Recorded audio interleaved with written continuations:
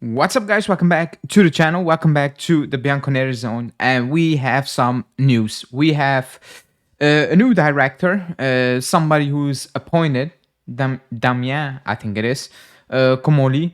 I think you pronounce it like that, or Comolli, whatever, who is new general director, who is going to lead basically the club, in my opinion, just purely based on his reputation and all the rumors out there. He's going to work with Chiellini and the new sporting director, whoever though that's going to be. And also there's still Scanavino and Ferrero, but he is probably going to be the main face. He's going to be one of the people who's going to speak a lot and is going to be in the media. Now, the question is, who the hell is he? And other than, oh, he's been at that club. He's been at that club.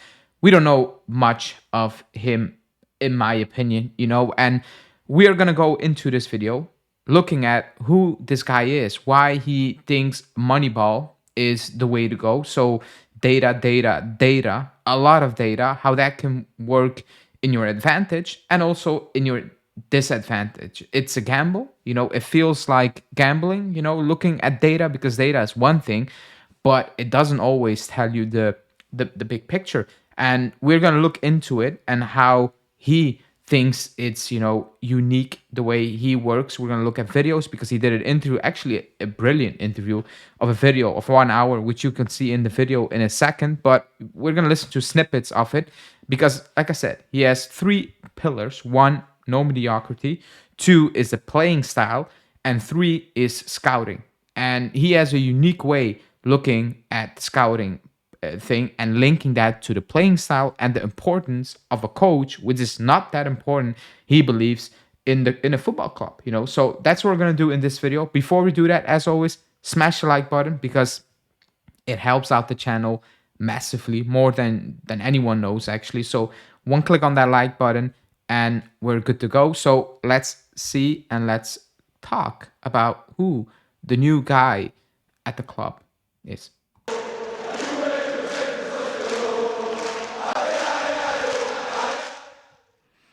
Okay, so like I said, I don't know much of him. So I also need to look up things and then wait and see. Like that's always a thing, with these people, is just wait and see. There's hype, there's pros, there's cons. But at the end of the day, he's going to get a chance at the club, and only the future will tell if he's going to succeed, yes or no. So we're going to go into an interview he did, and I'm going to play a few snippets, and then we're going to discuss what he had to say. And the first one is about, well, mediocrity, and he comes across, well, very, very strong, I think. Scenarios. What are some of your professional pet peeves? I can't stand mediocrity. If there are people who are mediocre around me, they can't stay. I can't stand mediocrity, and I don't understand how somebody cannot be hardworking. It's just not, because it's not in my genes. It's not in my hardware. Sorry, there is no way I understand it. So I don't know if it's the right answer to your question. I love it. Those two things just. So that's the first part. He says I actually hate mediocrity. Who doesn't? And at a football club, maybe in general life, at work, somebody doesn't work that hard, it's like, it's your business. If you get sacked, you get sacked. But at a sport club, at a football club, well, it's all about winning. It's about winning. And right now, we are mediocre. That's who we are. Like, we need to be honest about that. We have been mediocre for years. And a lot of fans, me included, have the feeling like nobody's being held accountable. Everybody can do what the hell they want. Nobody's talking, nobody's speaking, nobody's really getting punished. And it's like, oh, let's brush that to the side. We will go again next season. All those things where it's like, man, enough is enough. What about doing something about it for once? Instead of feeling sorry for ourselves, actually acting and being, or like confronting the harsh reality. And the harsh reality is, even, oh man, that player is likable, but with likable, you're not going to win. You're just not going to win with likable. You've seen the Champions League final. Look at far we are off that PSG side. Like, it's unbelievable how far we are off. All these players can play. There's not one player in that PSG team. I think PSG fans are looking at it, like, how is he starting for this club? He's just riding along with the other ones. No, they're all ballers. With us, it's like, oh, but McKennie is nice, and Gatti shows this, and what about Conceição? He shows sparks. That's not what is gonna bring us back to winning. A player needs to perform basically week in, week out. Yeah, you have off days, but more often than not, you're like, he's a starter, and he should be a starter at the club. So it's nice and refreshing to hear that from his own mouth. Yes, at Toulouse, the interview has been done. It's a year old-ish, more than a year and a couple of months old. But still, it's good to know that, well, he doesn't like mediocrity. Now we have it on tape, and now we can hold him accountable. Because when things remain mediocre at the club, we can say, buddy, you told us you didn't like mediocrity, So it's a strong statement. It's an obvious statement. However, it's not been that obvious at this club for a very long time. But let's move on, because the second parts are more interesting when it goes to scouting and all those things, which I think is more interesting than the mediocrity, because now it becomes a bit more real, in my opinion. Of the culture you're building. Do you mean players or staff? Either. Let's start with players. So with players, we are totally data driven in the selection of players, but as you might have guessed, we are also extremely culture driven as a club. So what the learning process, data gives us an indication about the player's character and personality, but not everything. So okay, I'm gonna stop it really quickly, and then I'll play it again. It's data. With him, it's data, and another, again, data. But he also said it's not the end all. And that's you cannot, at the end of the day, you cannot forget about that. Stats are helpful, but your eye test is still the most important thing. Whilst he said that, a bit later on in the clip, he's going to say something that I'm like, who? Really? I do not like that. He's going to talk about, I don't really sense out scouts. It's not helpful when you have data. He talks about learning these players as well. That is key. But I still believe the eye test is important. How many times after the game you see tacticals come out? Oh, he had 20 key passes and 3 dribbles. But I've watched that game. He wasn't effective. He wasn't good. I forget about the stats. That's also important. And stats are one thing. You can look at a goal scorer. Let's say you have a random player from the Belgium league, and you never watched him, but he scored 25 goals. And you're like, wow, we need that. And he had 80% pass accuracy, whatever, and you're like, fantastic, we need that. But then you don't look at the stats of the team. And maybe that midfield created, for that 25 goals, 100 clear-cut chances for that player. That's why he had 25 goals. And you forget about those things. Then you bring him in the team where you don't create those 100% clear-cut chances, and he doesn't score 25 goals. I'm putting it in a simplistic way, but that's also important. The context to those stats matter. But let's hear from him again. We don't scout players. We never watch players. Really? Never. You let the data do the scouting. Yes. So we watch videos, but we don't send scouts, like every other club do. What we do is our head of recruitment usually spend 3 to 5 days with every target we have, the final target. He goes to his house, he goes to eat with him, he said, take me to your favorite restaurant, take me to your nightclub. If you have one, or the player says he doesn't. I want to meet your mom, I want to meet your dad, I want to meet your siblings. And we try to understand if that culture will fit in our culture. Part of our culture is our playing style. So that's that. Like I said, we don't send out of scouts. We look at the data, and then we're going to meet that player 4 to 5 days. I think Tognazzi said that same, and Giuntoli talked about that as well when he came in. We need to learn the person. We need to see who he is, how he's with his family, how he's in day-to-day life, all those things. Later on, he's going to talk about getting to know a player, how on a personal level and all those type of things. But he doesn't send scouts, which Tognazzi is not probably going to be happy about if he becomes a sporting director. But in general, that is an issue, in my opinion. Yeah, data is good, but you need to see the eye test needs to work. Otherwise, you're playing Football Manager.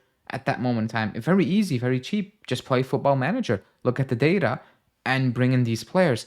It doesn't really work like that. Yeah, you need to get to know the player as well. I think that's important. Does he fit the culture of the club? Does he fit the locker room? And you know that if you bring in those players, all the players you bring in the same way, you know what type of culture you have in the club. Then he also is going to talk later on, from the moment he steps off the plane in Torino or wherever, in Toulouse, he needs to understand, the moment he steps in that car, of that plane, he needs to understand what the team is. That's all good and well in theory, but still, the eye test, in my opinion, is very, very important, And he goes on talking about, with his Toulouse, he talked about wage bills and all those things. And he's like, at the end of the day, if we have a playing style and the players fit that playing style, you can do the same kind of thing with less spend money. I agree to a portion with that, but sometimes it's so clear that you're going to need to pay money to bring in the quality. It's not that player A, and he's also going to talk about that, has similar stats as player B, that he's the same type of player throughout his career. Those are things that do scare me a little bit when I hear him talking about that. We are very, very strong on the way we play football because we feel the way we play football help us overperform. Just to give you an indication of how much we overperform.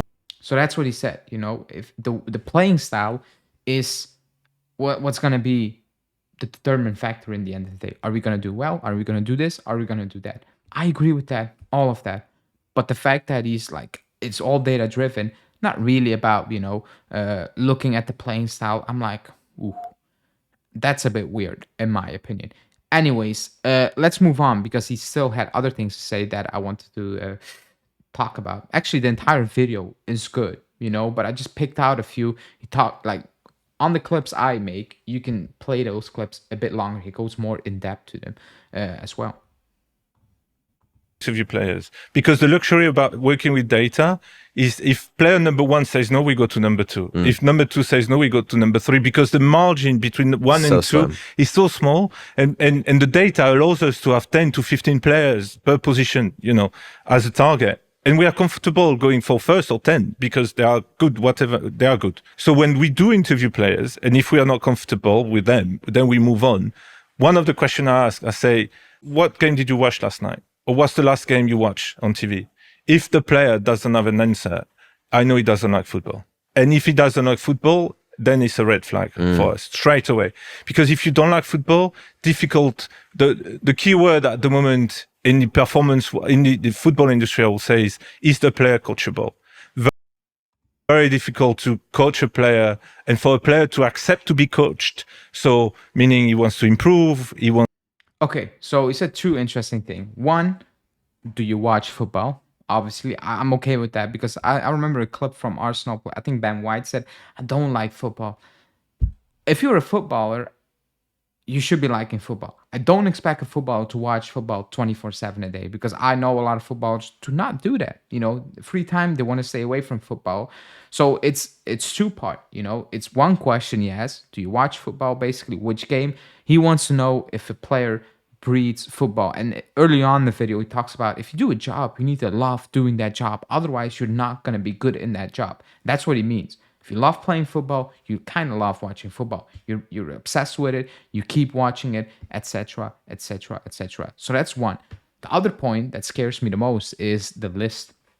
He said, we will look at data. And I'm like, cool, look at data. I can accept that. That's a good way to go. But then he said, if we have a list of 10, 15 players, and player A, player 1 has the best data. Let's say he has, I'm again, simple example, 80% pass accuracy. Player A, we meet with him, but man, the interview doesn't go as we want. Well, we go to player B because he has 79.5 pass accuracy. It's almost the same, but the interview goes well, so we take player B. It doesn't really matter because it's not far off player A. I'm like, in theory, perfect. In theory, it's perfect. It's not that much of a difference. You're not gonna feel that. You're not gonna see that. But that's theory. Those are stats. That's my. It's, for example, you take, I don't know, like Gyökeres and I need to lie. Gyökeres at Retige, and you do goals to game conversion and minutes to goals conversion, whatever, and it's very close. And you're like, you know what? Gyökeres' interview didn't go well. We're gonna go with Retige. Not a bad player, Retige, but the difference is big. It's massive. It's still massive. That is my when he said that, I was like, oof, like it's cool in theory, but at the end, like it's not that simple. If football was that simple, man, every team was winning. You just open Football Manager and you build your squad like that, and in theory you're gonna beat the other teams because have the data to back it up. It's not that simple. So that strikes a little bit fear into me, especially if you bring in guys like Technozzi. They want to scout. They bring in players like Huijsen, Yildiz, Sule, Ealing Jr., Barnicea. Like those are the players they bring in because he looks at him in person, excuse me. He meets him, personal life, family. He brings him in. Also a part he likes with data, but I think you need to have a balance with all those things. Like player A is not as good as player 1 is not as good as player 10 on that list. It's impossible. They might be close, but there's a reason why one is A and one is Z, So that one, I was like, oof. Interesting, but still. Now, I do want to end with another thing, and that's coaching, because he don't believes coaching is the most important thing in a football club. And I'm the complete opposite of like, I do think it's the most important thing, and I will explain next time. Let listen first. Let us listen first. Excuse me. And I struggle at the beginning. I remember having conversation when I was at Arsenal. I say, the most important person in the club is a coach or youth coach because he develop the players. And then people always say it's not. It's the scout, because the scout. If the scouts are not good, the recruitment is not good, then you can have the best coach in the world. It won't develop. You get the wrong players. You get the wrong players. So it took me a while to understand. Okay, where he makes a fair point. Like if you can have Pep Guardiola, and if you give him Udinese's squad, he's not gonna win. Obviously, and I'm exaggerating, but like I get that recruitment needs to be good. However, you can have one of the best squads out there and a coach who cannot coach them. PSG, Luis Enrique, look what he did with a quote-unquote less squad, some might say. He built a team. Kvaratskhelia was winning the ball back at minute 85, being 4-0 up. He created a winning team with quality, but still the coach matters so much. Why do coaches get sacked? A new coach come in and they do well and they build something, because coaching matters. Yes, players are important. Obviously, like to win, you need quality. That's just the most logical thing out there. And you have outliners once in a while, and that's part of it.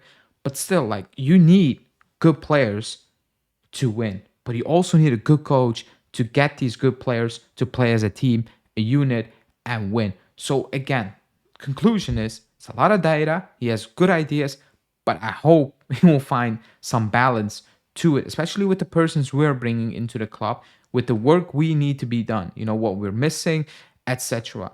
It cannot be Football Manager. If it was that simple, a lot of teams in the world were winning. Like more teams will be competing, not the same teams basically over and over again, every single season. So it's an interesting one, interesting figure, etc. And we will see.